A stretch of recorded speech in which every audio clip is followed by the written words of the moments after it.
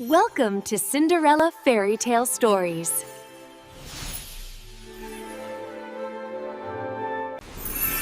एक दिन महल में सब दोस्त जमा थे, लेकिन सब उदास बैठे थे। सबने कहा, काश हमें कोई मज़ेदार खाना मिले। सिंड्रेला मुस्कुराकर बोली, आज मैं जादुई पिज़्ज़ा बनाऊंगी। वो किचन की तरफ गई और जादुई छड़ी घुमाई।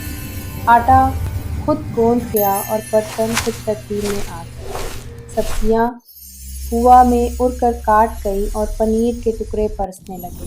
पिज़्ज़ा तनूर में गया और रोशनियों के साथ पकने लगा। पिज़्ज़ा की खुशबू पूरे महल में फैल गई। सब दोस्त दौड़कर आए और मज़े से खाने लगे।